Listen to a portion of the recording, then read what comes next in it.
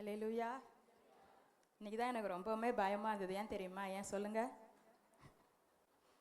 Message கொடுக்கறதுக்கு special speaker வருவார்னு சொல்லிட்டு கடைசியாக என்ன ஆயிடுச்சு, மாறி போச்சுது. என் பொண்ணு கேட்குறா, எல்லாரும் ஏமாத்துறீங்களா நீங்கள் அப்படின்னு சொல்லிட்டு. ஸோ அதனால் ஜெபிக்கலாம். கர்த்தர் நம்மளோடு கூட இன்றைக்கி பேசுவாராக. ஆண்டவர் நம்மளை மட்டுமாய் நடத்தி வந்திருக்கிறார். துத்திப்பட்டுக்கு பாஸ்டர் போயிருக்கிறாங்க. வில்லியம் சங்கல் அவங்க இன்னொரு நாள் வரேன்னு சொல்லியிருக்கிறாங்க. அதனால் இந்த நாளிலும் ஆண்டவர் நம்மளோடு கூட பேசும்படியாய் நாம் ஜெபிக்கலாம். ஜெபம் பண்ணலாமா? ஸ்தோத்திரிக்கிறோம் ஏசப்பா. ஆண்டவரே உமக்கு நாங்கள் நன்றி செலுத்துகிறோம். ஹல்லேலூயா. நன்றி நன்றி நன்றி ஆண்டவரே. இயேசுராஜா ஆண்டவரே அப்பா, இந்த நாட்களிலும் உங்களுடைய சமூகத்தில் நாங்கள் வரும்படியாய் கர்த்தர் கொடுத்த கிருபைக்காக உமக்கு நன்றி ஆண்டவரே. இயேசுராஜா இம்மணி நேரமாய் ஆண்டவரே அப்பா அம்மை நாங்கள் பாடி துதிக்கும்படியாய் கர்த்தர் கிருபை கொடுத்தீங்க ஆண்டவரே. தொடர்ந்து இந்த நேரத்திலையும் அப்பா நீர் எங்களோடு கூட பேசும்படியாய் நாங்கள் ஜெபிக்கிறோம். எங்கள் இருதயங்களை கர்த்தர் நீங்கள் ஆயத்தப்படுத்துவீராகப்பா. இயேசுராஜா ஆண்டவரே அப்பா, நல்ல நிலத்தில் விழுந்த விதையாக ஆண்டவரே எங்கள் இருதயம் ஒரு நல்ல நிலமாக இருக்கும்படி கர்த்தர் நீங்கள் உதவி செய்யுங்கப்பா. ஆண்டவரே எங்களை தாழ்த்தி ஒப்பு கொடுக்குறோம். எல்லா தடைகளையும் கர்த்தர் நீங்கள் மாற்றி போடுங்க. இயேசுவின் நாமத்தில் ஜெபிக்கிறேன் பிதாவே. ஆமேன் ஆமேன். இன்னொரு காரியம், நமக்கு ஞானஸ்நான ஆராதனை செப்டம்பர் மாதத்தில் இருக்கும். இன்னும் சபை பிள்ளைகள் நிறைய பேர் ஞானஸ்நானம் எடுக்காமல் இருக்கிறாங்க. கொஞ்சம் ஆயத்தப்படுத்துங்க பெற்றோர். நீங்கள் உங்கள் பிள்ளைங்களை நீங்கள் ஆயத்தப்படுத்துங்க.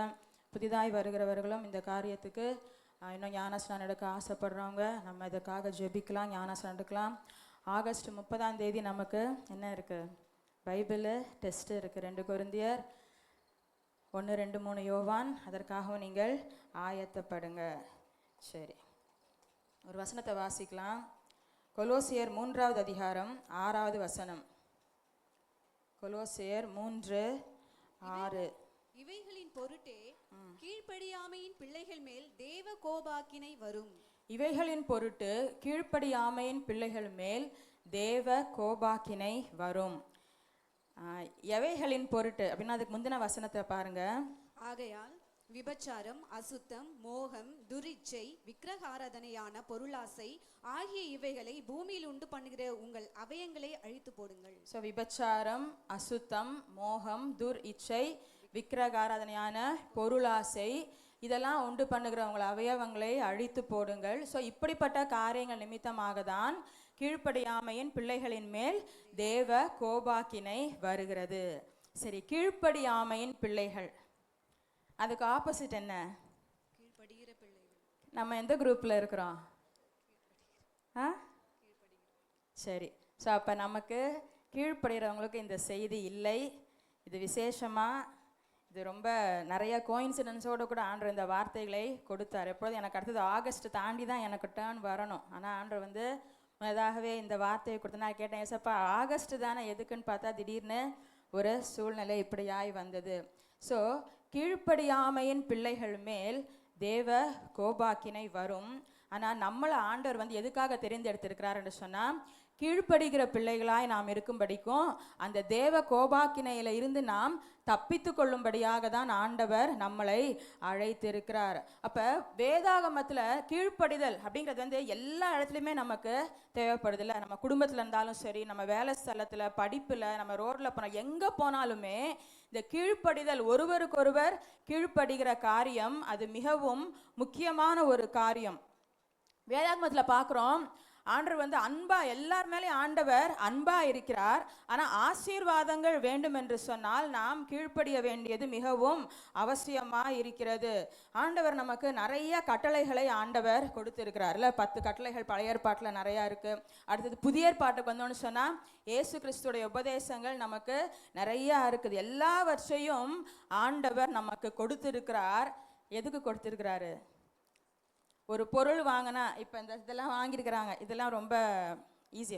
இப்போ ஒரு எலக்ட்ரானிக் பொருள் வாங்குகிறோம், அது கூடவே என்ன கொடுப்பாங்க? வாரண்டி கார்டு, கேரண்டி கார்டு, அப்புறம் என்ன கொடுப்பாங்க? யூசர் மேனுவல்னு ஒன்று கொடுப்பான். எதுக்கு அதை கொடுக்குறாங்க?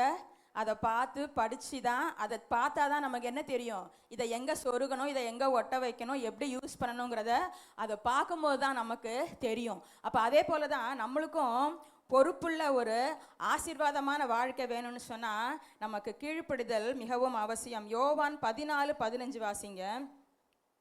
யோவான் 14:15. 14. நீங்கள் என்னிடத்தில் அன்பாயிருந்தால் நீங்கள் என்னிடத்தில் அன்பாயிருந்தால் என் கற்பனைகளை கை கொள்ளுங்கள். அப்ப இந்த இடத்துல இயேசு கிறிஸ்து சொல்றாரு, நீங்க என்ன பண்ணுங்கப்பா, நீங்க என்னிடத்துல அன்பா இருந்தா என்ன பண்ணுங்க, என்னுடைய கற்பனைகளை கை கொள்ளுங்கள். சும்மா நான் அன்பா இருக்கிறேன் ஆண்டவரே, நான் இடத்துல அன்பா இருக்கிறேன், இயேசுவே நேசிக்கிறேன் அப்படிங்கிறதெல்லாம் நம்ம கரெக்டு. ஆனா ஆண்டவர் என்ன சொல்றாரு, என் கற்பனைகளை கை கொள்ளுங்கள். இயேசு கிறிஸ்து என்ன சொல்றாரு, ஒருவன் நான் சொல்லிய வார்த்தைகளை கேட்டு அவைகளின்படி செய்கிறவன் எவனோ அவனை கண்மலையின் மேல் தன் வீட்டை கட்டின புத்தியுள்ள மனுஷனுக்கு ஒப்பிடுவேன். பெருமழை வருது, வெள்ளம் போகுது, ஆனாலும் அந்த வீடு அசைக்கப்படாமல் இருக்கிறது. அப்ப கர்த்தருடைய வார்த்தைகளை கேட்கிறவர்கள் என்ன பண்ணணுமா, அதை கை கொள்ளுகிறவர்களாய் நாம் இருக்க வேண்டும். சும்மா நம்ம கேட்டுட்டு போயிடுறோம். இன்னொரு வசனம் வாசிங்க, வெளிப்படுத்தல் 1:3 வாசிங்க. வெளிப்படுத்தல் 1:3. இந்த தீர்க்கதரிசன வசனங்களை வாசிக்கிறவனும் இந்த தீர்க்கதரிசன வசனங்களை வாசிக்கிறவனும் கேட்கிறவர்களும் இதில் எழுதி இருக்கிறவைகளை கை கொள்ளுகிறவர்களும் பாக்கியவான்கள். 3 செய்யணும். நம்ம என்ன செய்யணும்? ஃபர்ஸ்ட் வேதத்துல எழுதி இருக்கிறத வாசிக்கணும், கேட்கணும். அடுத்தது கை கொள்ளணும். கை கொள்ளணும் என்ன அர்த்தம்? அதுக்கு நம்ம கீழ்ப்படிய வேண்டும். காலம் சமீபமா இருக்கிறது. இன்னைக்கு நம்ம நிறைய என்ன பண்ணிடுறோம், வாசிச்சிடுறோம். பைபிள் நம்ம வாசிக்கிறோம், நிறைய மற்ற புக்ஸ்லாம் நம்ம வாசிச்சிடுறோம். என்ன பண்ணுறோம், ஏதாவது வாக்குத்தத்தம் வருதான்னு பார்க்குறோம், நல்லது. அடுத்தது என்ன பண்ணுறோம், கேட்குறோம். ஆலயத்துக்கு வரும்போது நம்ம தேவனுடைய வார்த்தைகளை நம்ம கேட்குறோம், மற்ற மெசேஜஸை கேட்குறோம். ஆனால் அது ரெண்டோட நம்ம நிறுத்திக்கிறாம என்ன பண்ணணும், அதை கை கொள்ளுகிறவர்கள் பாக்கியவான்கள். இன்னைக்கு ஏன் நம்ம வீடு ஏன் நிற்க மாட்டேங்குது, ஏன் காத்தடிச்சா நம்ம ஆடி போயிடுறோம், ஏன் புயல் வந்தா முங்கி போயிடுறோம்? கண்மலை மேல நம்முடைய வீடு கட்டப்படவில்லை. கேட்கிறோம், ஆனா என்ன பண்ண முடியல, அதன்படி நம்மளால செய்ய முடிகிறது இல்லை. அநேக காரியங்கள்ல நாம் தவறி விடுகிறோம். நம்ம என்ன பண்ணிடலாம், நம்ம கேட்கிறோம், வாசிக்கிறோம், பார்க்கிறோம், பிரசங்கம் கூட பண்ணிடுறோம், நம்புறோம். ஆனால் அந்த கீழ்ப்படிதல் நமக்கு என்ன இல்லை, அது இல்லாததுனால இன்றைக்கு அநேகருடைய காரியங்கள் நாம் தடுமாறி கொண்டிருக்கிறோம். கீழ்ப்படிகிறது கொஞ்சம் கஷ்டம்தான். ஆனால் என்ன பண்ணணும், கீழ்ப்படிவதற்கு நாம் இன்றைக்கு நம்மளை ஒப்பு கொடுக்க போகிறோம். அந்த கீழ்ப்படிதலுக்கு பதிலாக நிறைய காரியங்களை என்ன செஞ்சிடலாம், அதை பண்ணி ஆண்டவர்கிட்ட சேர்ந்துடலாம், இப்படி பண்ணிடலாம் அப்படின்னு சொல்லிட்டு. ஒரு வசனம் வாசிங்க, 1 சாமுவேல் 15:22 வாசிங்க. 1 சாமுவேல் 15:22. அதற்கு சாமுவேல், கர்த்தருடைய சத்தத்திற்கு கீழ்ப்படுகிறதை பார்க்கிலும் சர்வாங்க தகனங்களும் பலிகளும் கர்த்தருக்கு பிரியமாய் இருக்குமோ? பலியை பார்க்கிலும் கீழ்ப்படிதலும் ஆட்டுக்கடாக்களின் இனத்தை பார்க்கிலும் செவி கொடுத்தலும் உத்தமம். பலியை பார்க்கிலும் கீழ்ப்படிதலும் ஆட்டுக்கடாக்களின் இனத்தை பார்க்கிலும் செவி கொடுத்தலும் உத்தமம். இந்த இடத்துல ஆண்டவர் சொல்றாரு சவுல் ராஜா கிட்ட, நீ எல்லாரையுமே அழிச்சு போட்டிருப்ப, அமலேக்கிற ராஜாவை மிச்சம் வைக்காத, ஒரு ஆடு மாடு கூட நீ வைக்காத, எல்லாத்தையும் அழிச்சு போட்டுருங்கிறாரு. ஆனா அந்த ராஜா என்ன பண்றான், ஆடு மாடுகளை எடுத்து வச்சுக்கிட்டு தான் சொல்றான், இதெல்லாம் பலி செலுத்துறதுக்காக நாங்க எடுத்து வச்சிருக்கிறோம்னு சொல்லிட்டு. அப்பதான் தீர்க்கதரிசி சொல்றாரு, பலி எல்லாம் விடுப்பா, உனக்கு சொன்ன காரியத்தை நீ என்ன பண்ணு, முதல்ல செய். பழைய ஏற்பாட்டு காலம் பலிகளுக்கு ரொம்ப முக்கியத்துவம் கொடுக்கிற காலம். நிறைய பலிகளை பத்தி ஆண்டவர் சொல்லியிருந்தார், இதை செய்யணும் அதை செய்யணும்னு சொல்லிட்டு. ஆனாலும் அது எல்லாத்த விட எது முக்கியம், கீழ்ப்படிதல். கர்த்தர் உனக்கு இப்ப என்ன செய்ய சொன்னாரோ அது என்ன பண்ண, நீ செஞ்சு முடி, அப்புறமா நீ பலி செலுத்தலாம். அதுக்கு அடுத்த வசனம் வாசிங்க. இரண்டகம் பண்ணுதல் பில்லி சூனிய பாவத்திற்கும் முரட்டாட்டம் பண்ணுதல் அவபக்திக்கும் விக்கிரக ஆராதனைக்கும். நம்ம யாராவது பில்லி சூனியம் வைக்கிறோமா? யாருக்காச்சும் பில்லி சூனியம் வைக்கிறோமா? நம்ம வைக்கிறதே இல்லை. ஆனா அதுக்கு ஈக்குவலண்டா என்ன போட்டிருக்கு, இரண்டகம் பண்ணுதல். அப்படின்னா எதிர்த்து நிற்கிறது, கீழ்ப்படியாம இருக்கிற பாவம் எதுக்கு ஈக்குவலாம், பில்லி சூனியம் வைக்கிறதுக்கு ஈக்குவல். அடுத்தது என்ன போட்டிருக்கு, முரட்டாட்டம் பண்ணுதல் விக்கிரக ஆராதனைக்கும் அவபக்திக்கும் சரியா இருக்கிறது. அப்ப முரட்டாட்டம் பண்ணணும்னா நம்ம என்ன செய்யறோம்னு அர்த்தம், விக்கிரக ஆராதனை பண்ணுகிறதாய் அர்த்தம். சரி, நம்மளை சுற்றிலும் நிறைய இடத்துல ரூல்ஸ் போடுறாங்கல்ல. ஸ்கூலுக்கு போனால் ஒரு ரூல்ஸ் இருக்குது. என்ன ரூல்ஸுமா இருக்குது, இப்படி முடி வெட்டணும், அப்படி பண்ணணும், இந்த டைமுக்கு வரணும், அதை கொண்டு வரணும், இதை கொண்டு வரணும். அப்புறமா சர்ச்சுக்கு போனால் அதை ஒரு சில ஹோட்டல்ஸில் போட்டிருப்பாங்க outside food not allowed அப்படின்னு போட்டிருப்பாங்க. பார்க்கில் போனால் என்ன போட்டிருப்பாங்க, பூக்களை பறிக்காதீர், இல்லைன்னா இந்த புல் தரையில் நடக்காதீங்கன்னு போட்டிருப்பாங்க. ஸ்டேஷனில் என்ன போட்டிருக்காங்க, குப்பைகளை இங்கே கொட்டை, அப்படிலாம் போட்டிருப்பாங்க. கீழ்ப்படுகிறோமா நம்ம இதுக்கெலாம்? நம்ம சொல்லுங்க. வசனத்தில் போட்டிருக்குது, மனுஷர் எடுக்கிற எல்லா கட்டளைகளுக்கும் கர்த்தர் நிமித்தம் கீழ்ப்படிய வேண்டும். சரி, கீழ்ப்படுகிறோமா? சீக்கிரம் சொல்லுங்க, எனக்கு டைம் ஆகி போச்சுது.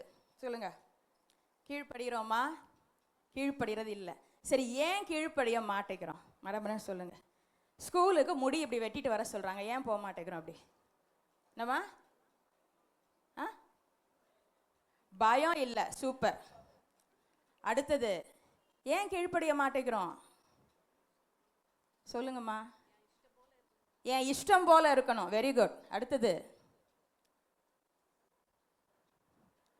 சொல்லுங்க, நீங்க தான் பிரசங்கம் பண்ணணும், ஏன்னா அது ரொம்ப சிம்பிளான டாபிக் தான்.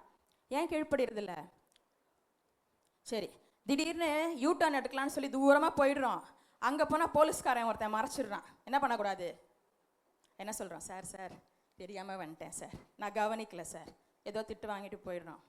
சரி, நீங்கள் சொன்னதெல்லாம் கரெக்டு, ஆனால் மூணு பிரிவாக நான் பிரிச்சுடுவேன். ஃபஸ்ட்டு வந்து எனக்கு தெரியாது, அங்கே போய் யூ டர்ன் எடுக்கக்கூடாதுன்னு எனக்கு தெரியாது, நான் தப்பாக வந்துட்டேன் அப்படின்னு சொல்லி என்ன பண்ணிடுறோம்? எஸ்கேப் ஆகிடுறோம். இல்லைன்னா இங்கே வந்து நடக்கக்கூடாதுன்னு எனக்கு தெரியாது. ஸோ ஃபஸ்ட்டு என்னது, எனக்கு ரூல்ஸே தெரியல, அதனால நான் என்ன பண்ணலை? கீழ்ப்படியலை. ரூல்ஸ் தெரிஞ்சுட்டா என்ன பண்ணிடுவோம்? கண்டிப்பாக கீழ்ப்படியணும். 8 மணிக்கு வரணும்னு எனக்கு தெரியல, அதனால நான் என்ன பண்ணிட்டேன்? வரலை. 8 மணிக்கு நான் வரலை. அப்போ என்ன பண்ணிடுவோம்? தெரிஞ்சுட்டா நம்ம என்ன பண்ணிடுவோம்? கண்டிப்பாக கீழ்ப்படிவோம். தெரியறதுக்கு தான் என்ன பண்ணணும்? இதை படிக்கணும், ஆண்டோடைய கட்டளைகள் என்னன்னு சொல்லிட்டு. ஆண்டவர் அடுத்தது என்ன, ஆண்டவரை அறியாதவர்களுக்கு கூட ஆண்டவர் என்ன கொடுத்துருக்கிறாரு? மனசாட்சின்னு ஒன்று கொடுத்துருக்கிறாருல்ல. மனுஷனுடைய ஆவியை ஆண்டவர் கொடுத்துருக்காரு. மனுஷனுடைய ஆவி கர்த்தர் தந்த தீபமாக இருக்குது. அப்போ அது நமக்கு டீச் பண்ணும், எது கரெக்டு எது தப்பு அப்படி சொல்லிட்டு. அதுக்கு நாம் கீழ்ப்படிய வேணும். சொல்லுவாங்கள்ல, என் மனசாட்சிக்கு நான் கீழ்ப்படுகிறேன், அது போதும் அப்படிம்பாங்க. ஸோ அது ஒரு கீழ்ப்படிதல். அநேக காரியங்களை நாம் தெரிந்து கொள்ள வேண்டும். சரி, அடுத்தது ஏன் கீழ்ப்படிய மாட்டேங்கிறோம்? சாம் சொன்ன காரியத்துக்கு கடைசியில் வரலாம். அடுத்தது எதுக்கு கீழ்ப்படிய மாட்டேங்கிறோம்? நான் டைமுக்கு வரணும்னு நினைக்கிறேங்க, ஆனால் என்னால் முடியலை.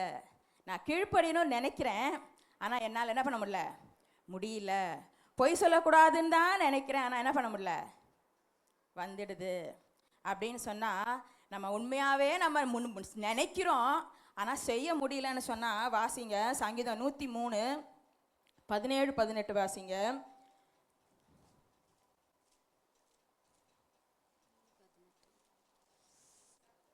கர்த்தருடைய கிருபையோ அவருக்கு பயந்தவர்கள் மேலும் அவருடைய நீதி அவர்கள் பிள்ளைகளுடைய பிள்ளைகள் மேலும் அனாதியா என்றென்றைக்கும் உள்ளது. அவருடைய உடன்படிக்கையை கைக்கொண்டு அவருடைய கட்டளைகளின்படி செய்ய நினைக்கிறவர்கள் மேலேயே உள்ளது. அப்ப என்ன இருக்குதா? கர்த்தருடைய கிருபையும் அவருடைய நீதியும் என்ன பண்ணுதான்? அவருடைய உடன்படிக்கையை கைக்கொண்டு அவருடைய கட்டளைகளின்படி செய்ய நினைக்கிறவர்கள் மேலேயே உள்ளது. அப்ப நம்ம முயற்சி பண்ணாலே போதும், நான் டைமுக்கு வந்துடணும்னு நினைச்சாலே போதும், ஆண்டவர் என்ன பண்றாரு? நமக்கு கிருபை கொடுக்கிறாரு, அவருடைய நீதி நமக்கு வந்துடுது. ஏசப்பா எனக்கு நான் விருப்பப்படுறேன், ஆனா என்னால முடியலன்னு சொல்லும் போது வசனத்துல போட்டுறது, அப்படி செய்ய நினைக்கிறவர்கள் மேலேயே அவருடைய கிருபை உள்ளது. அப்ப கர்த்தர் நமக்கு கீழ்ப்படுகிறதுக்கான என்ன கொடுக்கிறாரு? கிருபையை ஆண்டவர் கொடுக்கிறார். அதற்கான சூழ்நிலைகளை ஆண்டவர் நமக்கு ஏற்படுத்தி தருகிறார். ஸோ நம்ம கீழ்ப்படியணும் நினைச்சு நம்மளால முடியலன்னு சொன்னா கர்த்தர் என்ன பண்றார்? நமக்கு கிருபையை அவர் கொடுக்கிறார் ஆண்டவர்கிட்ட நம்ம ஒப்பு கொடுக்கும் போது. சரி, 3வது காரியம் ஏன் கீழ்ப்படிய மாட்டேங்கிறோம்? மெர்சி அக்கா சொன்னாங்கல்ல, பிடிக்கல எனக்கு, நான் இப்படிதான் இருப்பேன். இவங்க ஸ்கூலில் அவங்க மிஸ் டீச்சர் என்ன பண்ணிடுறாங்க, ஒரு லிஸ்ட்டு ஃபோட்டோ எடுத்து படமே எடுத்து போட்டிருக்காங்க, முடிய பாய்ஸ் எப்படி வெட்டிட்டு வரணுன்ட்டு, side cut, front cut, back cut எல்லாம். ஏன்பா இப்படி வந்த? எனக்கு இதான் பிடிக்கும், நான் என்ன பண்ண மாட்டேன், எனக்கு இதான் இஷ்டம், யார் போடுற சட்டத்துக்கும் நான் கீழ்ப்படிய மாட்டேன்.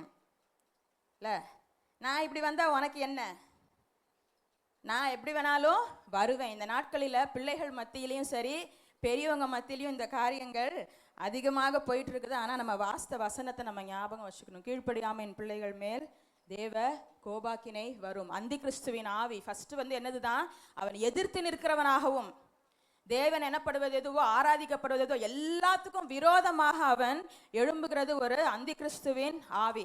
சரி, இந்த ஏன் இஷ்டப்படி தான் நான் செய்வேன், அதனால என்னால் என்ன பண்ண முடியல, கீழ்ப்படிய முடியவில்லை அப்படின்னா அதுக்கு காரணம் என்ன? ஏன் இஷ்டம், பெருமை. இன்னைக்கு அநேகருடைய வாழ்க்கை நம்ம இதுதான் பார்க்க போறோம். என்ன ஆகுது, பெருமையினால் நம்ம கீழ்ப்படிய முடியாமல் இன்னைக்கு காணப்படுகிறோம் நிறைய காரியங்கள்ல. இயேசு கிறிஸ்து பாருங்க, தாழ்மையின் அடையாளம் அதுதான் வந்திருக்குது. பிலிப்பியர் 2:8 வாசிக்க வேணாம். என்ன பார்க்குறோம், அவர், சரி அது மட்டும் வாசிங்க, சிலுவையின் மரண பரியந்தம் கீழ்ப்படிந்தவராகி தன்னை தாமே தாழ்த்தினார். அப்ப இயேசு கிறிஸ்து, சரி இன்னொரு வசனம் வாசிக்கலாம், எபிரேயர் 5:8-9 வாசிங்க. அவர் குமாரனா இருந்தும் பட்ட பாடுகளினாலே கீழ்ப்படிதலை கற்றுக்கொண்டு தாம் பூரணரான பின்பு தமக்கு கீழ்ப்படுகிற யாவரும் நித்திய ரட்சிப்பை அடைவதற்கு அவர் காரணராய் இருந்தார். சரி, இங்க கவனிக்கலாம். என்ன பண்றாங்களாம், இயேசு கிறிஸ்து அவர் குமாரனா இருந்தும் பட்ட பாடுகளினாலே கீழ்ப்படிதலை கற்றுக்கொண்டார். இந்த வசனத்தை பார்க்கும்போது இயேசு என்னமோ ரொம்ப கீழ்ப்படியாதவர் மாதிரியும், அதனாலதான் பிதாவாகிய தேவன் அவரை சிலுவை பாடுகளுக்கு உட்படுத்தி அவரை கீழ்ப்படிய வச்ச மாதிரி நம்ம எடுத்துக்க கூடாது. என்ன பண்றார் ஆண்டவர், பாடுகள், சிலுவை இயேசுவுக்கு பிடிக்கல, சிலுவை மரணம் அவருக்கு பிடிக்காத ஒரு காரியம்தான். ஆனாலும் என்ன பண்றாரு, அதுதான் தேவனுடைய சித்தம். கெத்செமனேக்கு போய் ஜெபம் பண்ணும்போது அப்படியே ரத்தமா வருது, ஐயோ பயங்கரமா கஷ்டமா இருக்குது, எனக்கு இது வேண்டாம் கேட்கிறாரு. ஆனா என்ன புரிஞ்சுக்கிறாரு, அதுதான் தேவனுடைய சித்தம். அப்ப என்ன பண்றாரு, அதுக்கு அவரு ஒப்பு கொடுக்கிறாரு. சீஷருங்களை, எப்பா தூங்காதீங்கப்பா, கொஞ்சம் ஜெபம் பண்ணுங்கப்பா. பார்த்தா தூங்குறாங்க. கஷ்டம் இல்லை, நீ அனுபவிக்கணும். இப்படியே அவரு ஒவ்வொரு பாடு, அந்த பாடுக்கு அவர் தன்னை ஒப்பு கொடுக்கிறார். ஓகே சரி, இதுதான் பிதாவின் சித்தமா, சரி நான் செய்றேன்னு சொல்லி எது வரைக்கும் செஞ்சாரு, சிலுவையின் மரண பரியந்தம் அப்படியாக அவர் செஞ்சுக்கிட்டே போனார். அந்த அளவுக்கு தன்னை தாழ்த்தினார். அவருடைய இஷ்டம் அந்த இடத்துல என்ன பண்ணல, நிறைவேற்றப்படவில்லை. பாடுகள் என்ன பண்ணிடும் தெரியுமா, நம்மளுடைய சுயத்தை அது சாகடித்து விடும். நம்மளுடைய இஷ்டத்துக்கு நம்மளால ஒண்ணுமே செய்ய முடியாதபடி பாடுகள் நம்மளை கொண்டு போய்விடும்.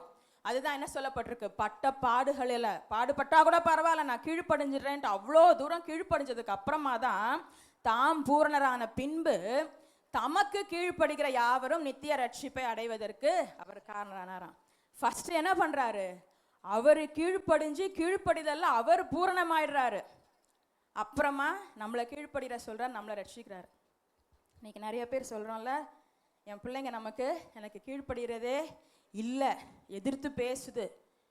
ஏன் அப்படின்னு சொன்னா, நமக்குள்ளாக என்ன இல்லை, நம்மளுடைய மேலிடத்துக்கு நமக்குள்ளாக அந்த ஒரு கீழ்ப்படிதல் இல்லாம இருக்குது. நம்ம எல்லாருக்கும் கீழ்ப்படுகிறோமா, இல்லை நமக்கு எதுக்குதான் எதிர்த்து பேசி எல்லாரும் எதிர்த்து கொண்டு மனசுக்குள்ள முறுமுறுத்து கொண்டு இருந்தோம்னு சொன்னா நம்ம பிள்ளைங்க என்ன பண்ண மாட்டாங்க, நமக்கு கீழ்ப்படிய மாட்டார்கள். சரி, கீழ்ப்படிதல் என்ன ஆயிடும், நம்முடைய சுயத்தை அது சாகிறது. பெருமை இருந்துச்சுன்னா நம்மளால கீழ்ப்படிய முடியாது. இயேசு கிறிஸ்துக்குள்ளாக இருந்த தாழ்மை அவரை கீழ்ப்படிய வைத்தது. சரி, பேதுரு பாருங்க என்ன பண்றாரு, அவரு ஆண்டவர் ஒரு நாள் போட்ல பிரசங்கம் பண்ணிட்டே போறாரு. அப்ப பேதுருடைய போட்டை எடுத்துக்கிறாரு. நைட்டெல்லாம் பேதுரு மீன் பிடிச்சி ட்ரை பண்ணுறாரு, ஆனால் ஒன்றுமே கிடைக்கல. காலையில் ஆண்டவர்கிட்ட போட்டு கொடுத்த உடனே ஆண்டவர் பேசியெல்லாம் முடிச்சுட்டு பேதுருட்ட சொல்கிற, பேதுருவே ஆழத்தில் போய் போடுப்பா. பேதுரு கீழ்ப்படிஞ்சாரா, உடனே கீழ்ப்படிஞ்சாரா? இல்லை, ஃபஸ்ட்டு ஒரு வார்த்தை சொல்லிடுறாரு, ஆண்டவரே என்ன ஆண்டவரே நாங்கள் என்ன பண்ணிட்டோம், நைட்டெல்லாம் போட்டோம் ஒன்றும் கிடைக்கல, ஆகிலும் நீ சொல்கிறீருன்னு நான் போடுறேன்ட்டு. என்ன ஆயிருக்கும், இதுக்கு நைட்டெல்லாம் இல்லாத மீன் எப்படிங்க காலையில் திடீர்னு வந்துடும், சொல்லுங்களேன் கொஞ்சம், எப்படி வந்துடும்? நம்ம பாடணும்ல, நீர் சொன்னால் என்ன ஆகும், கடல் பிளந்து போகும். அப்போ இந்த மீன்லாம் என்ன பண்ணியிருக்கோம், ஏசு கிறிஸ்துக்கு கீழ்ப்படிஞ்சிருக்கோம்ல. ஆண்டவர் முன்னாடியே மீன் கிட்ட சொல்லியிருப்பார், எல்லாம் என்ன பண்ணிடு, நாளை காலையில் வந்துடு, நான் நின்று அங்கே இடத்துல பிரசங்கம் பண்ண போகிறேன், எல்லாரும் வந்துடணும், வந்து என் பிரசங்கத்தை கேட்கணும், கேட்டு முடிச்சுட்டு என்ன பண்ணிவிடுவேன், எல்லாரையும் மீன் போட்டு வலையில் போட்டு எல்லாரையும் சாகடிச்சிருவேன். ஒரு மீன் சொல்லி, இது என்னுடைய கற்பனை இல்லை, 92வது வருஷத்தில் ஏஜி சபையில் கேட்ட ஒரு மெசேஜ். இந்த கதை மட்டும் என்ன பண்ணியிருக்கோம், ஒரு மீன், ஐயோ ஆண்டவரே நாங்கள் வரல ஆண்டவரே, நைட்டெல்லாம் நாங்கள் எப்படியோ பேதுரு கையில் தப்பிச்சிட்டோம் ஆண்டவரே சொல்லியிருக்கோம். ஆனால் ஆண்டவர் என்ன சொல்லியிருப்பாரு, வாங்க நான் பேதுருவை என்ன பண்ணக்கூடாது, வெறும் போட்டோட நான் அவனை அனுப்ப மாட்டேன். சரின்னு எல்லா மீனும் வந்து ஆண்டவர் பேசுனதை கேட்டுட்டு அப்புறம் எல்லா மீனும் ஆண்டவருக்காக இரத்த சாட்சியாக மறித்து போயிருக்கும். மீன் கீழ்ப்படியும். மீன் பாருங்க, அடுத்தது நோவாவை கூட, யோனாவை கூட ஆண்டவர் என்ன சொல்றாரு, ஒரு மீனுக்கு ஆண்டவர் கட்டளை கொடுக்கிறார், மீன் கீழ்ப்படிது. இன்னொரு மீன் என்ன பண்ணிக்குது, வாயில வெள்ளிப்பு காசு வச்சுக்குது. அப்ப அது எல்லாம் கீழ்ப்படியுது. பிசாசு கூட என்ன பண்ணுது, கீழ்ப்படியுது. அப்ப இங்க என்ன ஆயிடுது, பேதுருவுடைய ஞானமும் அனுபவமும் அன்னைக்கு என்ன ஆகல, வேலைக்கு உதவவில்லை. கானா ஒரு கல்யாணத்துல பாக்குறோம், சூப்பரான கேட்டரிங் சர்வீஸா இருந்திருக்கும், திராட்சை ரசம் கம்மியாயிடுச்சு. ஆண்டவர் என்ன சொல்றாரு, தண்ணியை போய் ஊத்துங்கப்பா. அந்த ஜனங்க நினைச்சிருப்பாங்கல்ல, சை நம்மளா இருந்தா மிச்சம் கொஞ்சம் ரசம் இருந்தா கூட என்ன பண்ணிடலாம், அதுல தண்ணியை ஊத்திடலாம். ஆனா வெறும் தண்ணி என்ன ஆகுது, அந்த இடத்துல அந்த பந்தி விசாரிப்புக்காரருடைய அறிவு செல்லல, அவங்களுடைய அனுபவம் செல்லல. இயேசு கிறிஸ்துடைய வார்த்தை தான் என்ன பண்ணுச்சுது, அங்க செல்லுபடி ஆச்சுது. ஒரு சிம்பிளான ஒரு கீழ்ப்படிதல். தண்ணியை போய் கூட எவ்வளோ முட்டாள்தனமா தோணட்டும், ஆனாக்கா அது உண்மையா என்னது, அவர்களுடைய சுயத்துக்கு அங்கே இடமே இல்லை. நீ எவ்வளோ பெரிய அறிவாளியா இருக்கலாம், எவ்வளோ திறமைசாலியா இருக்கலாம், ஆனால் அதெல்லாம் வச்சா ஒரு சில நேரம் நம்முடைய ஆண்டவர் சொல்லுகிற காரியத்துக்கு நம்மளால கீழ்ப்படிய முடியாது.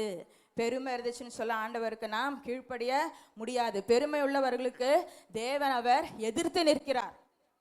தாழ்மை உள்ளவர்களுக்கு என்ன பண்றாரு, கிருபை.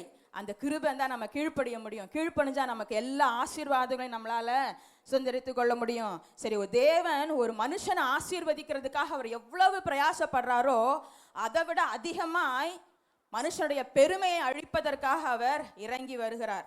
புரியுதா? நம்ம வேதாகமத்துல நம்ம பார்க்க போறோம். ஆசீர்வதிக்கிறதுக்கு ஆண்டவர் இறங்கி வர்றதை விட எங்கெல்லாம் மனுஷர்கள் பெருமையோடு இருக்கிறாங்களோ அவங்கள எல்லாம் எதிர்த்து நிற்கும்படி ஆண்டவர் சீக்கிரமாய் அவர் செயல்படுகிறார்.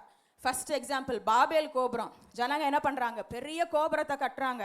எல்லாரும் சேர்ந்து நம்ம வானத்தளாவிய கோபுரத்தை கட்டி நம்ம தேவன் வரைக்கும் போய் தொட்டுடலாம். ஆதியாகமம் 11:7 வாசிங்க.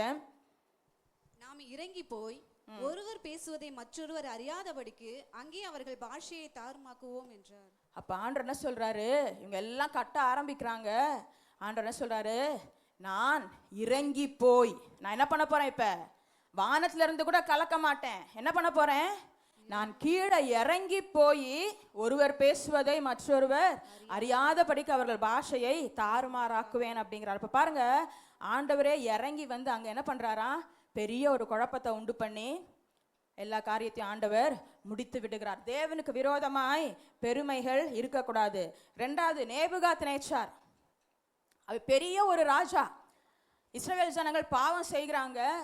பாவம் செஞ்சா நீங்க கண்டிப்பா சிறைப்பட்டு போவீர்கள் என்று சொல்லி நியாயப்பிரமாணத்துல அதுக்கு முன்னாடி ஆண்டவர் நிறைய சொல்லிட்டாரு.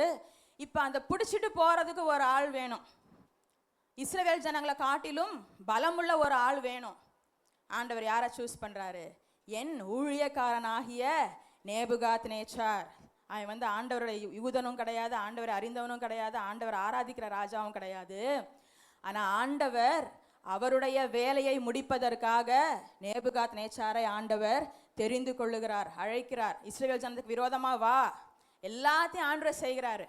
இந்த ராஜா என்ன பண்றான், உடனே ஆஹா பயங்கரமா ஆண்டவர் நமக்கு எல்லாத்தையும் கையில ஒப்பு கொடுத்துட்டான்னு சொல்லி இஸ்ரவேல் தேசத்தை பிடிக்கிறான், நிறைய தேசங்கள் எல்லாம் பிடிக்கிறான், நிறைய பெரிய ராஜ்யத்தை கட்டிடுறான். நான் தான் செஞ்சேன், என்னுடைய பலம் என்னுடைய பராக்கிரமம்னு சொல்லி எல்லாத்தையும் கட்டி முடிச்சுட்டு மகா பாபிலோன் தோட்டத்தெல்லாம் கட்டிட்டு ஒரு வார்த்தை சொல்றான். என்ன சொல்றான் வாசிங்க, தானியேல் 4:31-32. இந்த வார்த்தை ராஜாவின் வாயில் இருக்கும் போதே என்ன சொல்றான், நான் கட்டின மகா பாபிலோன் அல்லவா அப்படின்னு சொல்லும் போது வானத்தில் இருந்து ஒரு சத்தம் உண்டாகி, இந்த வார்த்தை அப்படி சொல்லிட்டு இருக்கும் போதே ஒரு சத்தம் உண்டாகி, ராஜாவாகிய நேபுகாத்நேச்சாரே,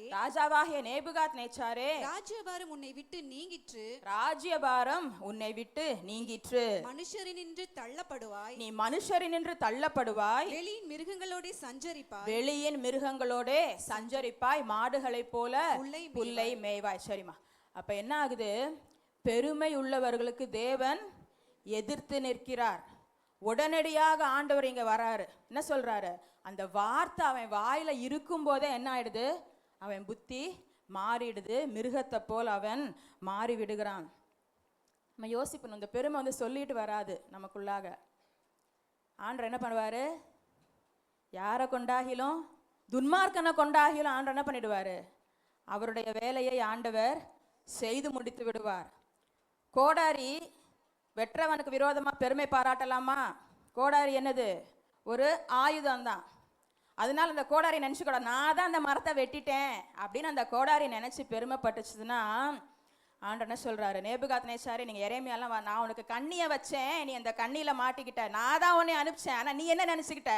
நான் செஞ்சுட்டேன், என்னுடைய பலத்தினால நான் இது எல்லாத்தையும் பிடிச்சிக்கிட்டேன், நீ நினைச்சுக்கிட்ட. இப்ப என்ன ஆயிடுச்சு? உன் பெருமைக்கு ஒரு அடி.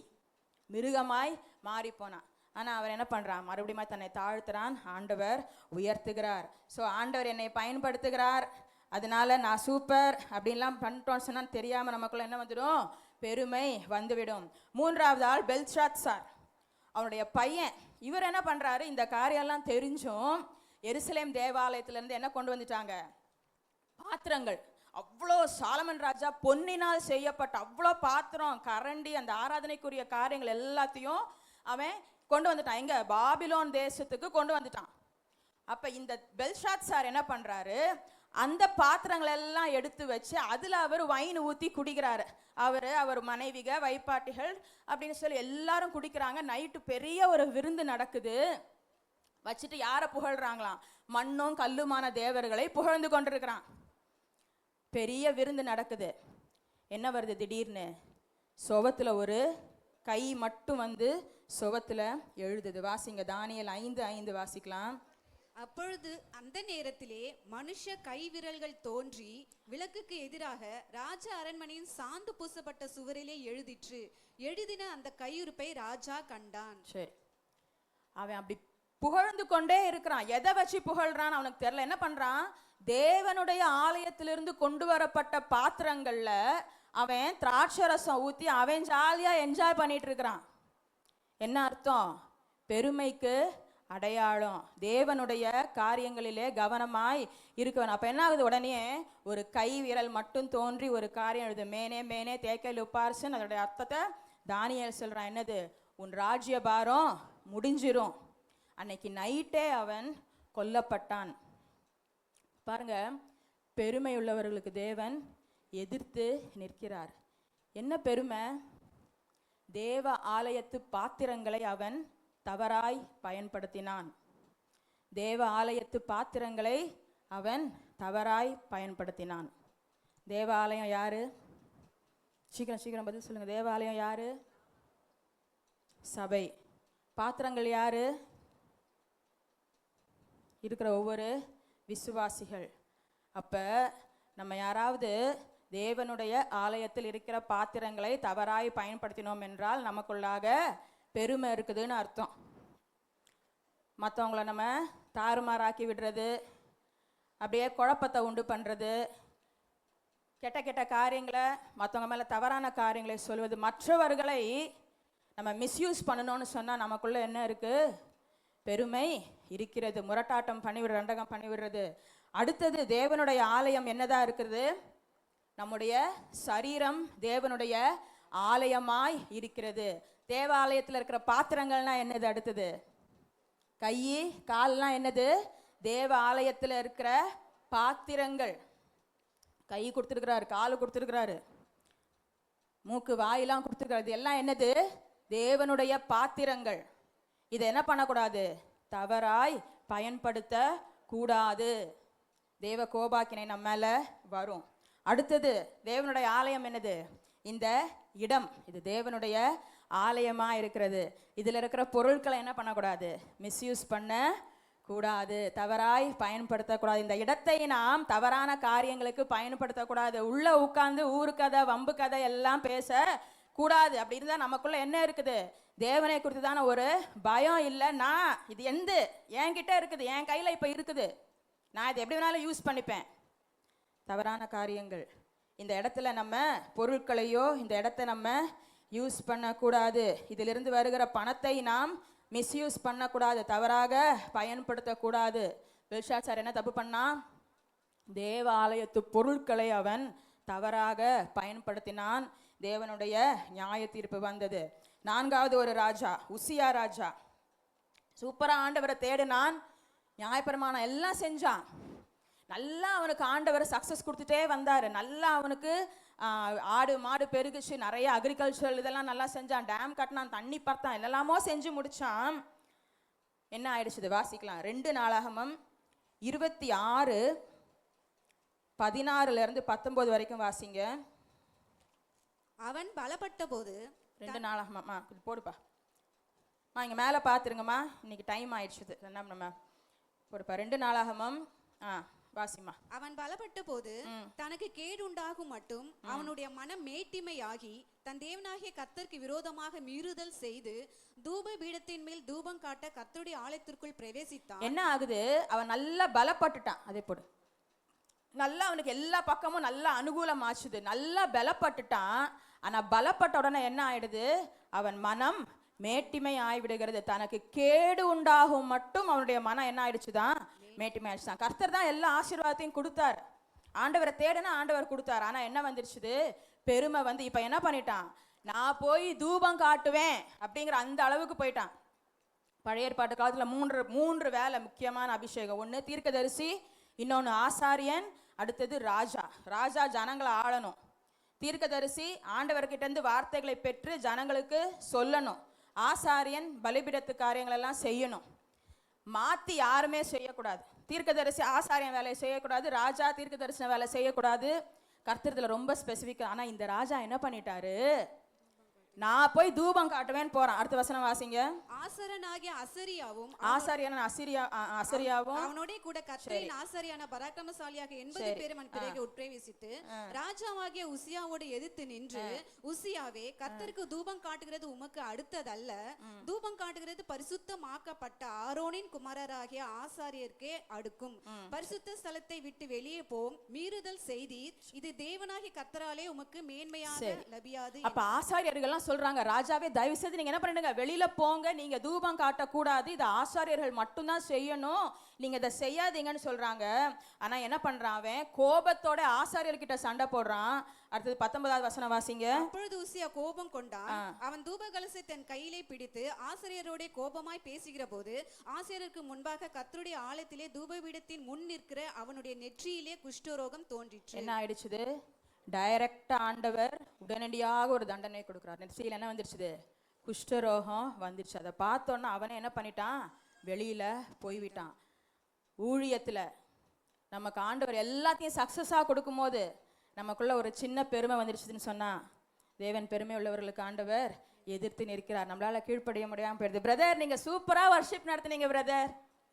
நான் கூட நிறைய பேர் சொல்லியிருக்கிறேன், மெசேஜ் ரொம்ப நல்லா இருந்தது, சொல்றவங்க கிட்ட தப்பு இல்லை, அதை கேட்கும் போது கேட்குறவங்கக்கிட்ட என்ன எப்படி அந்த ரியாக்ஷன் வருதுங்கிறது தான் ரொம்ப முக்கியம். ஆஹா, 4 பேர் புகழ்ச்சி தான் மனுஷனுக்கு பெரிய சோதனையே.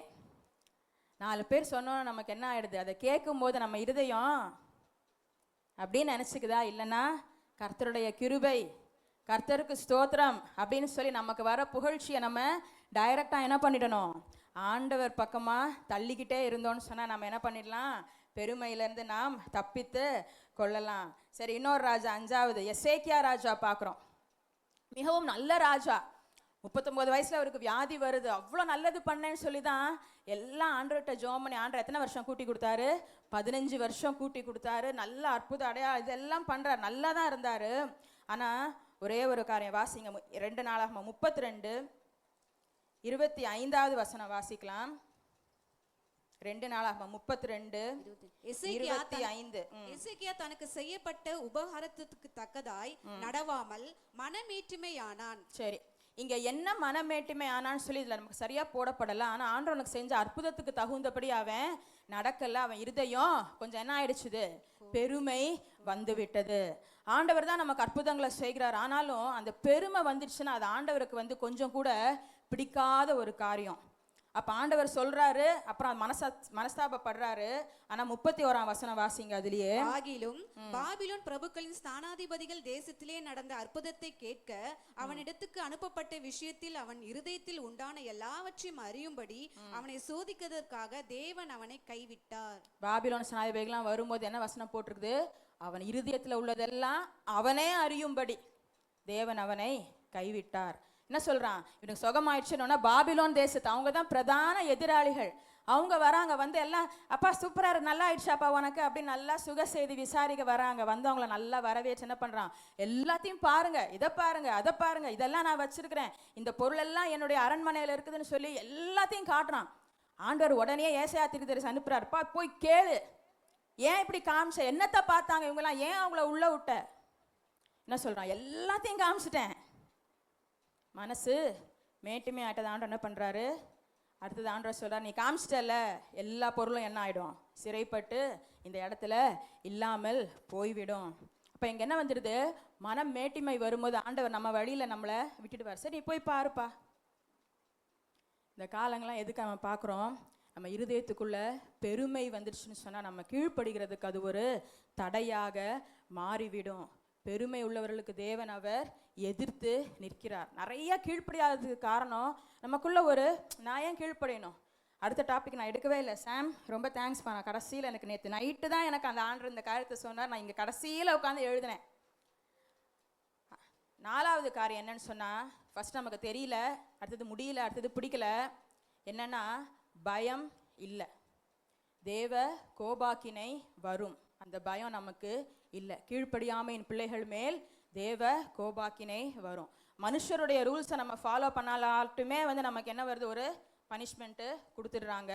அப்போ இந்த நாட்களில் நமக்கு தேவனுக்கு பயப்படுகிற பயம் நமக்கு அதிகமாய் வேண்டும். உண்மை, நியாய தீர்ப்பு என்பது உண்மை, நரகம் என்பது உண்மை, பரலோகம் என்பது உண்மை. வசனத்துல பைபிள்ல பரலோகத்தை பத்தி போடப்பட்டிருக்கிறத விட பாதாளத்தை பத்தி தான் அதிகமான இடங்களில போடப்பட்டிருக்குது. ஏன்னு சொன்னா நம்ம அந்த இடத்துக்கு போக கூடாது என்பதற்காக தான். அப்ப இந்த காரியங்களை நம்ம கர்த்தருக்குள் நாம் கீழ்ப்படிய வேண்டும். கர்த்தர் கொடுத்த காரியங்களுக்கு கீழ்ப்படியணும். போய் சாராய பாட்டில் வாங்கிட்டு வைப்பானா பெற்றோர் என்ன பண்ணக்கூடாது? பிள்ளைங்க என்ன பண்ணக்கூடாது? பெற்றோர் பிள்ளைகளே உங்கள் கர்த்தருக்குள் என்ன பண்ணுங்க? அவங்க பெற்றோருக்கு கீழ்ப்படிய வேணும். சாத்ராக் மேஷாக் ஆபேத்நேகோ பார்க்குறோம், ராஜாவுக்கு அவங்க கீழ்ப்படியில. தானியேலை பார்க்குறோம், ராஜாவோட கட்டளைக்கு கீழ்ப்படியில. பேதுருவும் யோவானும் சொல்றாங்க, மனுஷருக்கு கீழ்ப்படாத பார்க்கணும், நாங்கள் தேவனுக்கு கீழ்ப்படிய வேண்டும். அப்ப இந்த நாளில நாம கீழ்ப்படுகிறதை ஆண்டவர் எதிர்பார்க்கிறார். கீழ்ப்படிதலை ஆண்டவர் எதிர்பார்க்கிறார். நம்ம இன்னைக்கு எந்த கேட்டகரியில இருக்கிறோம்? சபைக்கு இந்த நாளில இன்னும் நிறைய பிரசங்கம் தேவையில்லை, நிறைய வார்த்தைகள் தேவையில்லை, நிறைய கீழ்ப்படிதல் தான் தேவைப்படுகிறது. கண்களை மூடலாமா? நம்ம யோசித்து பார்க்கலாம். இன்னைக்கு நம்ம கண்டிப்பாக ஒரு தீர்மானத்தோடு கூட நம்ம போக போகிறோம். ஃபஸ்ட்டு நமக்கு யாரும் தெரியலன்னு சொல்ல முடியாது. நம்ம அநேக வார்த்தைகளை நாம் கேட்டுக்கொண்டே இருக்கிறோம், நிறைய வசனங்கள் நம்ம கேட்குறோம், வாசிக்கிறோம், சபையில் கேட்குறோம், மற்ற இடங்களில் கேட்குறோம். நமக்கு அதுக்கு நம்ம கீழ்ப்படி நம்ம. அடுத்தது, பெருமையினால் ஒருபோதும் நம்ம என்ன பண்ணிடக்கூடாது? கீழ்ப்படியாமல் இருந்துடவே கூடாது. பெருமையான காரியங்கள் ஆண்டவர் எந்த வகையிலையும் பெருமை எனக்குள்ளாக வந்துடவே கூடாது. கர்த்தர் அதற்கு ரொம்ப எதிர்த்து நிற்கிறார். ஆண்டவர், நான் ஏன் இஷ்டம், நான் இப்படி தான் இருப்பேன், நான் இப்படி தான் செய்வேன், நான் எனக்கு என்னுடையது அப்படின்னு இருந்துட்டா நம்மளால கீழ்ப்படிய முடியாது. மற்றவங்க சொல்றதை நம்மளால ஏற்றுக்க முடியாது. ஆண்டுடைய வசனங்களை நம்மளால ஏற்றுக்கவே முடியாது. கடந்த வாரத்தில் ஃபுல்லும் நம்ம கசப்பை பற்றி பார்த்துக்கிட்டே வந்தோம். இல்லை, எல்லாரும் கண்களை மூடலாம். கீழ்ப்படியாமையின் பிள்ளைகள் மேல் தேவ கோபாக்கினை வரும். 2 வாரமாக கசப்பை பற்றி பார்த்தோம். எத்தனை பேர் நம்ம இந்த காரியத்தை சரி செய்வதற்கு நம்ம நினைச்சோம்? கீழ்ப்படிய முடிஞ்சுதா நம்மளால? இல்லைன்னா இல்லை, நான் ஏன் போகணும், ஃபர்ஸ்ட் அவங்க வந்து பேசட்டும், நான் ஏன் மன்னிப்பு கேட்கணும், நான் ஏன் அவங்கள மன்னிக்கணும் அப்படிங்கிற காரியங்கள் நமக்குள்ளாக இருந்ததுன்னு சொன்னால் நமக்குள்ளாக அது பெருமையை காட்டுகிறது. இன்றைக்கு ஆசீர்வாதங்கள் நம்ம அதிகமாக ஜெபிக்கிறோம், துதிக்கிறோம், ஆனால் பேசிக்காக அந்த ஆண்டுடைய கட்டளைகளுக்கு அந்த 10 கட்டளைகளை நம்ம வச்சுக்கலாம். ஒரு 10 காரியத்துக்கு நம்மளால கீழ்ப்படிய முடியலன்னு சொன்னா எப்படி நம்ம ஆசீர்வாதத்தை எதிர்பார்க்க முடியும்? ஆண்டவர் சொல்றார், காணிக்க போடாத, போய் உன் சகோதரனோட கூட ஒப்புரவாயிட்டு வந்து காணிக்க போடுங்கிறாரு. பெருமை, நம்முடைய பெருமை அதுக்கு தடையா இருக்குதுல்ல. போன வாரம் நம்ம கேட்டோம், தகப்பனையும் தாயையும் கனம் பண்ணுவாயாகன்னு சொல்லிட்டு. இல்லை என்னால் முடியல ஆண்டவரே, அடுத்த ஸ்டேஜ் நான் பிடிக்குது, நான் செய்யணும்னு நினைக்கிறேன், எனக்கு முடியல. விக்கிரக ஆராதனைக்கான காரியங்கள் நான் செய்யக்கூடாதுன்னு நினைக்கிறேன், ஆனால் எனக்கு சூழ்நிலைகள் இப்படி இருக்குது. உண்மையாக ஒப்பு கொடுத்தீங்கன்னு சொன்ன ஆண்டவர் சூழ்நிலைகளை ஆண்டவர் மாற்றுவார், ஜனங்களை நமக்காக ஆண்டவர் மாற்றுவார். ஹல்லேலூயா. ஒப்பு கொடுக்கலாம். கொஞ்சம் யோசித்து பாருங்க. இன்னும் நான் எதெல்லாம் நான் அப்படியே நிற்கிறேன். ஸ்கூலாக இருக்கட்டும், வேலை ஸ்தலமாக இருக்கட்டும், சர்ச்சாக இருக்கட்டும், நம்ம குடும்ப காரியங்களாக இருக்கட்டும், பெற்றோர் பிள்ளைகள், கணவன் மனைவி, எஜமான்கள், வேலைக்காரராக இருக்கட்டும், ஊழியங்களாக இருக்கட்டும், ஒவ்வொரு கட்டளையாக பாருங்கள். ஓய்வு நாள் நான் ஆசரிக்கணும்னு நினைக்கிறேன், என்னால் முடியல. ஆண்டவர்கிட்ட சொல்லுங்க, ஆண்டவரே நான் வரணும்னு நினைக்கிறேன்ப்பா, எனக்கு முடியல. உண்மையாக ஒப்பு கொடுத்த ஆண்டவர் கிருபை கொடுப்பார். இப்போ தகப்பனையும் தாயும் கனம் பண்ணணும்னு நினைக்கிறேன், எனக்கு முடியல, எனக்கு சூழ்நிலைகள் நீங்கள் மாற்றித்தாங்க. பொய் சொல்லாதிருப்பாயாக, களவு செய்யாதிருப்பாயாக. நம்ம நினச்சிக்க கூடாது இதெல்லாம் சின்ன காரியம் தானே, எல்லாரும் செய்கிறாங்களேன்ட்டு. கீழ்ப்படியாமையின் பிள்ளைகள் மேல் தேவ கோபாக்கினை அது வரும். நம்மளும் அவர்களோடு கூட அழிந்து போகும்படிக்காக அல்ல. கீழ்ப்படிதலை ஆண்டவர் நம்ம கிட்ட அவர் எதிர்பார்க்கிறார். அநேக செய்திகளை நாம் கேட்டுக்கொண்டே இருக்கிறோம். ஒன்று, நம்மளால முடியலன்னு சொன்ன ஆண்டவரே என்னால் முடியலப்பா, ஆனால் நான் விருப்பப்படுறேன். எல்லாரும் நம்ம கண்களை மூடி இருக்கும்போது ஒரு தீர்மானம் பண்ணுங்க, ஆண்டவரே இந்த வாரத்திலேயாவது நான் அட்லீஸ்ட் ஏதாவது ஒரு காரியத்துக்கு, இது வரைக்கும் நான் செய்யாத ஒரு காரியத்துக்கு கீழ்ப்படிய முடியாமல் இருக்கிற ஒரு காரியமாக நான் ஆண்டவர்கிட்ட கிருபை கேளுங்க. இல்லைன்னு சொன்ன ஆண்டவர் என்னை பெருமை எடுத்து போட்டுருங்கப்பா, நான் உங்களுடைய வார்த்தைக்கு கீழ்ப்படியணும், அப்பதான் நான் நிற்க முடியும், என் வீடு அப்பதான் நிற்கும், அப்பதான் அஸ்திபாரம் உறுதியா இருக்கும். அல்லேலூயா. ஒப்பு கொடுங்க.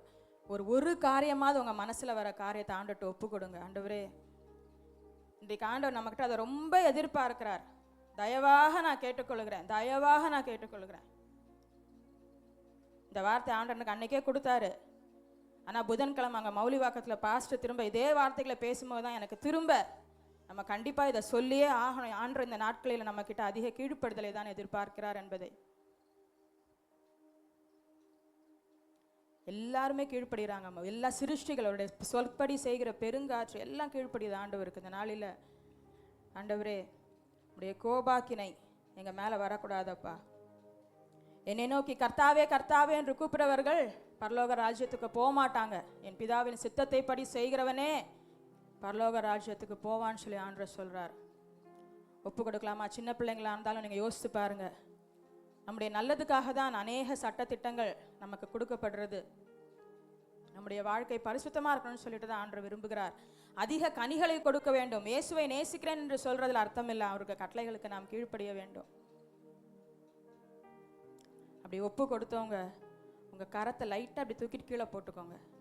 உங்களுக்கு ஆண்டருக்கு ஒரு காரியம், நமக்கு நிச்சயமாக ஒரு மாறுதல் வேண்டும். நம்ம நிறைய சத்தியங்களை கேட்குறோம், வாசிக்கிறோம், ஆனால் கை கொள்ளாததுனால இன்றைக்கு நாம் ஆசீர்வதிக்கப்படாமல் இருக்கிறோம். அன்புள்ள ஆண்டவரே நாங்கள் ஸ்தோத்திரிக்கிறோம் அப்பா.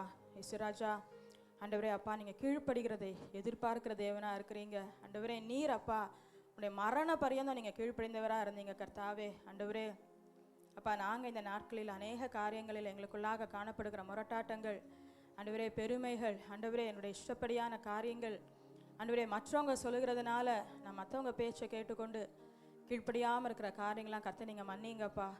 உடைய கட்டளைகளுக்கு நான் கீழ்ப்படிய வேண்டும், உடைய வசனங்களுக்கு நான் கீழ்ப்படியணும், கேட்குற மெசேஜுக்கு நான் கீழ்ப்படியணும். ஆண்டவரே வாக்குத்தத்தமான வார்த்தைகள் வருதான்னு பார்க்குறோம். ஆண்டவரே கட்டளைகள் வந்து அதுக்கு கீழ்ப்படி எங்களுக்கு உதவி செய்யுங்கப்பா. எங்களுக்கு பலத்தை தாங்க, உடைய கிருபை எங்களுக்கு அதிகமாய் தாங்க ஆண்டவரே. ஆண்டவரே அப்பா ஒப்பு கொடுத்த ஒவ்வொருவர் மேலேயும் உடைய கிருபை இருக்கட்டும். எஸ்ராஜா ஒரு படி எசப்பா எங்களுக்குள்ளாக பெருமை எந்த விதத்திலையும் வந்துடக்கூடாது ஆண்டவரே. ஒரு படி நாங்கள் கீழ்ப்படுதலில் முன்னேற எங்களுக்கு உதவி செய்யுங்கப்பா. எங்கள் குடும்பத்துக்குள்ளாய் ஆண்டவரே எவ்வளவோ சமாதானம் இருக்குமே நாங்கள் கீழ்ப்படிஞ்சா. ஒருவருக்கொருவர் நாங்கள் கீழ்ப்படிந்திருந்தால் எவ்வளோ ஒரு அமைதி இருக்கும், எவ்வளோ நல்ல காரியங்கள் நடக்கும். ஹல்லேலூயா. ஆண்டவரே எங்கள் குணத்தை கர்த்தர் மாற்றுங்கப்பா. எங்கள் சுபாவத்தை கர்த்தர் நீங்கள் மாற்றுங்க. எங்களை தாழ்த்தி ஒப்பு கொடுக்குறோம். ஹல்லேலூயா. ஒப்பு கொடுக்குறோம் ஆண்டவரே. அப்பா ஜெபித்த ஒவ்வொருவருக்கும் நீங்கள் கிருபை தாங்கப்பா, கிருபை தாங்க ஆண்டவரே. செய்ய நினைக்கிறவர்கள் மேலேயே உள்ளது என்று நாங்கள் பார்க்கிறோம்ப்பா ஆண்டவரே. நாங்கள் செய்ய நினைக்கிறோம் ஆண்டவரே. எங்கெல்லாம் ஆண்டவரே எங்களுக்கு பலன் இல்லாமல் ஆண்டவரே நாங்கள் விழுந்து போகிறோம், அந்த இடத்துலலாம் நீர் எங்களை பலப்படுத்துங்க. அப்படியே கிருபை அதிகமாய் தாங்க. தாழ்மை உள்ளவர்களுக்கு கிருபை இருந்தால் கீழ்ப்படிய முடியும், கீழ்ப்படிந்தால் நம்ம ஆசீர்வாதங்களை பெற்றுக்கொள்ள முடியும். ஸ்தோத்திரிக்கிறோம் ஆண்டவரே. எசப்பா என்று வந்த ஒவ்வொருவர் மேலும் உடைய கிருபை இருப்பதற்காக நன்றி செலுத்துகிறோம் ஆண்டவரே. அப்பா நாங்கள் ஆண்டவரே உமக்கு பிரியமான பிள்ளைகளாய் நாங்கள் இருக்கும்படி இதை நீங்கள் அழைத்து கொண்டீங்க.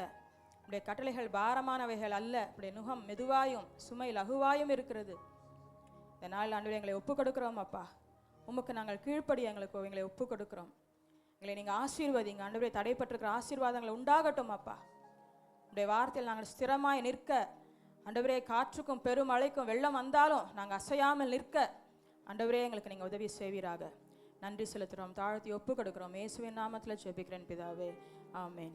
என் ஆத்துமாவே கர்த்தரை ஸ்தோத்திரி, என் முழுமையுடைய பரிசுத்த நாமத்தை ஸ்தோத்திரி. என் ஆத்துமாவே கர்த்தரை ஸ்தோத்திரி, கர்த்தர் செய்த சகல உபகாரங்களையும் மறவாதே. ஆமென். நம்முடைய கர்த்தராகிய இயேசு கிறிஸ்துவின் கிருபையும் பிதாவாகிய தேவனுடைய அன்பும் பரிசுத்த ஆவியானுடைய நினைக்கும் என்றும் என்றும் சதா காலங்களிலும் நம் அனைவரோடும் கூட இருப்பதாக. ஆமென். ஹல்லேலூயா. கர்த்தர் நல்லவர்.